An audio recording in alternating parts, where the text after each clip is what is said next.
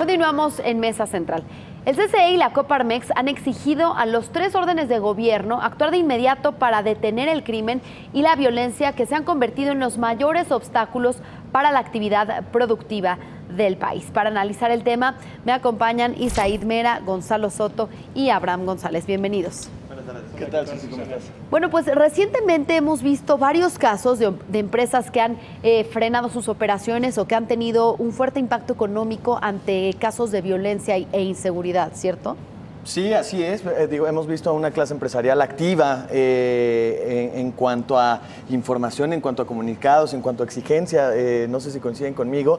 Y bueno, por una parte, hay muchas exigencias hacia el nuevo gobierno, hacia la posibilidad de un cambio de partido, incluso de quien estaría en el Poder Ejecutivo, pero también están haciendo un llamado al gobierno actual pues, digamos, a tener condiciones mínimas de seguridad, dado que hay una ola de violencia que va en ascenso en diferentes partes de la República y que han obligado a la clase empresarial o a ciertas empresas, conglomerados grandes, a tomar medidas que incluso llegan a cerrar las plantas en algunas partes del país. Creo que esto habla de una situación evidentemente muy preocupante y creo que también los empresarios han empezado a tomar más protagonismo, digamos, político, y yo creo que vamos a ver mucha exigencia, ya no nada más en lo que resta de la administración, sino en las siguientes administraciones, digamos, en el nuevo gobierno, quien llegue, vamos a ver también una mayor actividad de estos grupos empresariales, ¿no?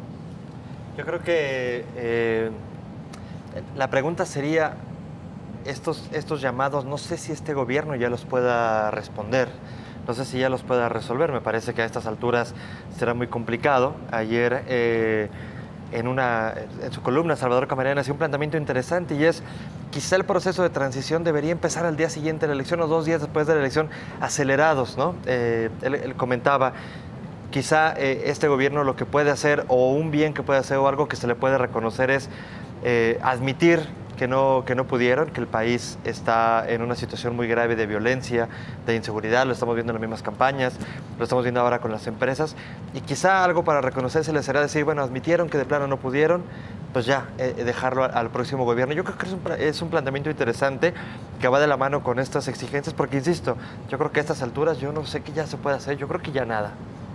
Yo creo que se puede nadar un poquito de a muertito, digo, con la política de seguridad en este momento, sobre todo a la luz de que no hay y no existen en este momento planteamientos claros y certeros sobre cómo se pueda manejar la situación.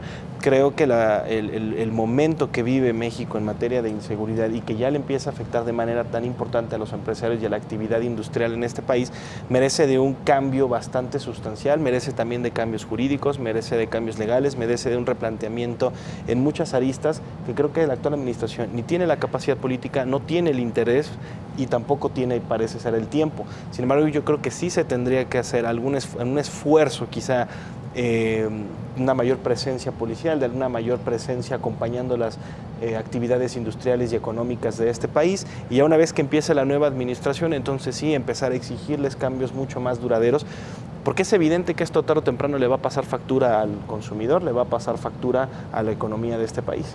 El vocero de la presidencia, hace unos momentos decía Eduardo Sánchez que es un tema de la debilidad de las instituciones, y también porque no pasó en el Senado esta propuesta del mando único. Yo añadiría 2 cosas al respecto de la propuesta, o de lo que acaba de señalar el vocero. No coincido, creo que en realidad su estrategia ha sido fallida, y no creo que la propuesta del mando único sea una estrategia adecuada para las circunstancias actuales. Ahora, añadiría 2 cosas. Una, no veo una estrategia, ¿no? Ya no digamos de mando único o una estrategia distinta. No hay una estrategia. Y otra segunda consideración, creo que es importante también. Hace unos días platicábamos acerca de si vale más la opinión o no de un empresario, ¿no? Por todos estos desplegados que se publicaron y tal. Creo que Ahora también se puede ver que el efecto de la opinión de los empresarios tiene un efecto también distinto en cuestión de seguridad. ¿Cuántas veces no hemos escuchado de un amigo, un pariente, cualquier persona que nosotros conocemos, me asaltaron, tal? Bueno, esas cosas pues pasan todos los días y nos enteramos. Ahora son los empresarios los que ven afectados sus intereses y vemos estos desplegados también, vemos este llamado urgente, digamos, que hacen las compañías. E insisto, creo que mientras no se defina una estrategia, ya no digamos del gobierno actual, no veo tampoco una estrategia clara, precisa de los candidatos en materia de seguridad que pueda conducir a un... Quizá la principal y quizás de lo que más se le cuestiona al gobierno actual es esta parte de la Secretaría de Seguridad Pública, que desapareció como tal y se unió a Gobernación. Entiendo que Ricardo Anaya y Andrés Manuel López Obrador proponen reactivar esta secretaría. En principio, pues bueno, es una de las soluciones que se han planteado. Al candidato oficial no le he escuchado esta propuesta. Que cuando estaba separada tampoco dio grandes resultados. No, de acuerdo, pero digo, es una de las, lo que decía Abraham de las propuestas, pues es una de las propuestas.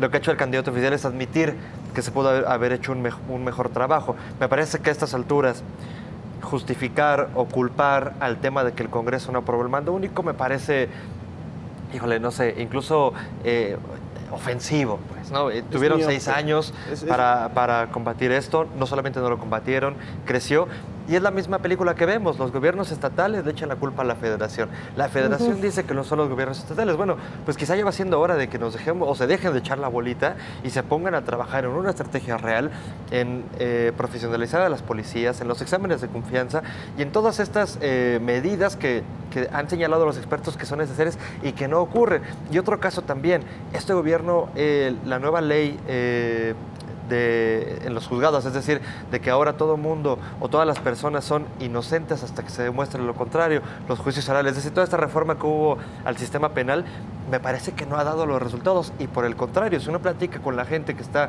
inmiscuida en el sistema judicial, pues lo que te dicen es, esta reforma en vez de ayudar, perjudicó, y eso tampoco lo han admitido ellos. Es falso y muy miope pensar que por una votación fallida o bueno, negativa en el Congreso, el Senado, de parte del mando único, se le dio al traste a todo un sexenio en política de seguridad. Más bien, nunca se le dio al clavo de cómo arreglar el tema de la inseguridad, y no nada más eso, sino también al tema de no nada más el narcotráfico o el crimen organizado a gran escala, sino también el crimen en menor escala. Creo que por lo menos en las grandes ciudades, con algunas excepciones muy claras y muy contadas, el día a día es mucho más complicado en materia de inseguridad, y eso también le pasa factura no nada más a los consumidores, sino también a los trabajadores, a las propias empresas. Entonces nunca le dimos al clavo, ni en materia de seguridad, ni en grandes crímenes, ni en pequeños delitos. Vaya, fue un verdadero desastre. Incluso en la Ciudad de México, apenas ahora el jefe de gobierno interino, Amieva, por fin hubo un jefe de gobierno que por fin reconoció que sí hay presencia de narcotraficantes, de grupos. Nos tardamos 6 años y un jefe de gobierno en darnos cuenta. Hombre, es que a estas alturas nos vengan a decir, ya nos enteramos siempre, sí, después de todo lo que vimos en Tláhuac, en distintos casos a lo largo de estos 6 años, por fin salgan a decirlo, pues me parece, insisto, ofensivo. Es hasta ocioso, o sea, y digo, mucha gente dice ahorita, bueno, qué bueno que ya lo reconoció, pero pues en realidad es hasta ocioso de mencionarlo. Era algo que todos ya veíamos viendo, era algo que todos veíamos revisando, era algo que todos conocíamos, que había crimen organizado en la ciudad, y sin embargo los únicos en no verlo o no pensarlo de esa manera eran los propios gobernantes. ¿Cuáles serían sus conclusiones? Y antes de que me dijeran eso, creo que es muy relevante mencionar que Gustavo de Hoyos, de la Coparmex, el día de hoy dice que ni una buena negociación del Tratado de Libre Comercio ni las reformas estructurales van a funcionar si es que no se garantiza la seguridad. Y creo que es una declaración bastante fuerte, ¿no? Sí, y no solo, o sea, hay otra declaración que también surge hoy acerca de la OCDE en sus perspectivas económicas. Mejora las perspectivas económicas la OCDE y además dice que si no se garantizan, o sea, la mejora, digamos, en la economía solamente se va a dar si el gobierno puede garantizar que existen las condiciones mínimas de Estado de Derecho.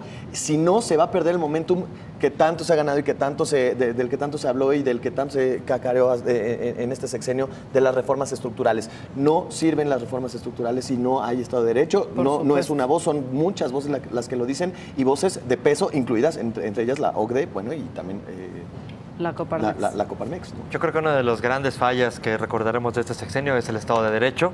Fallaron rotundamente en este tema y también se va a convertir en uno de los grandes pendientes del próximo gobierno, que como han dicho los organismos empresariales, si no se atiende, pues de nada servirán las reformas y todas las propuestas o cambios que se han hecho en la economía. Gonzalo. Coincido, esto es la consecuencia de malas decisiones que tomaron y de omisiones que hubo a lo largo de este sexenio.